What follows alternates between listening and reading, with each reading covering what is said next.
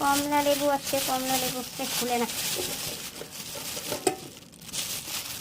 এখানে একসঙ্গে অনেকগুলো কমলা লেবু বুঝতে পারতেছেন না। এই যে কমলা লেবু খুললে বুঝতে পারছি, এই হলো অনেকগুলো কমলা লেবু এখানে।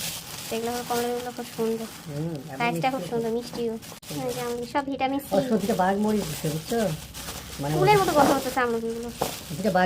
ভিজা ভিজা নাকি? এই যে হ্যাঁ ভিজা ভিজা, এই যে মরিচ দুইটা, এই মরিচ পছন্দ করে না, দুইটা মিষ্টি দিতে খেতে পছন্দ করে। এটা আরেকটা আছে, আরেকটা মানে টাকা দিতে পারছিল না, 5 টাকা।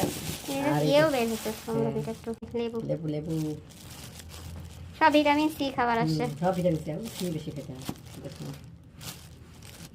তো এগুলো আসছে আসছে কলা আসছে আজকে ইম্পোর্ট করা, আজকে আসছে, ইম্পোর্ট আসছে, যে বছর ইম্পোর্ট হচ্ছে অর্ডার দিছিলাম অনলাইনে, তো আসছে সব কিছু। হাজবেন্ড কষ্ট করে আমি এটা বলতেছেন, আসছে সে আসছে জামাইয়ের বাজার, ওরা আসছে।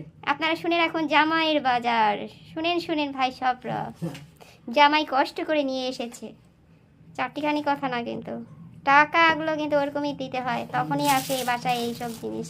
আর বউ বলে আসছে, আর বউ শুধু এমনি এমনি শুধুই বলে দিতে পারতেছে, ওরা এসে গেছে হেঁটে হেঁটে, কমলা লেবু হেঁটে হেঁটে আসে। আমলকিগুলো একটু ইয়া করে রাখতে হবে, এটা শুকাইতে হবে, তো আমি তো বুঝতে পারি। পানিতে ডুবাই রাখছিল। ওই যে শীতের সময় ঠিক আছে, এখন এ পর্যন্তই। বড় বিপদে আছি, সেজন্য দেখুন গ্যাস নাই, সেজন্য এখন করতেছি রাইস কুকারে ভাত বসিয়ে দিয়েছি। কতক্ষণ ধরে অপেক্ষা করলাম, কিন্তু গ্যাসকে দেখতে পেলাম না, তাই রাইস কুকারেই ভাত চড়াই দিছি, অর্ধেকটা হয়ে গেছে। আর এদিকে দেখুন ইন্ডাকশন ওভেনে সবজি রান্না করতেছি, সব রকম সবজি দিয়ে।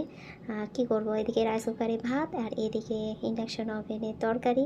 তবুও বারবার করে গ্যাসটা ওপেন করে দেখতেছি, যদি আসে তাহলে সেখানেই বসিয়ে দিব, কারণ সেখানেই রান্না করাটা সবচেয়ে বেশি আমার সুবিধা লাগে আর তাড়াতাড়ি হয়ে যায়। আর এখানে কিন্তু ইন্ডাকশন ওভেনে দেখতেছি বেশি পরিমাণে সবজি কোনো কিছু রান্না করতে গেলে কিন্তু অনেকটাই সময় লাগে। এদিকে ভাত হয়ে গেছে, ভাত হয়ে যাওয়ার পরে এই যে রাইস কুকারের পিছনে কিন্তু মাঠটা জমে যায়, পানিটা আর কি বাষ্পটা, তো সেটাই উল্টে দিই আমি। আর এখানে দেখুন কতগুলো থালি বাসন জমা হয়ে গেছে, এখন ধুতে হবে। শুধু রান্নাবান্না করলেই তো হয় না, কত কী কাজকর্ম থাকে, তো আমি সবসময় একটু একটু করে ধুয়ে ফেলি, জমতে দিই না, কিন্তু আজকে সকাল থেকে ধোয়াই পড়েনি।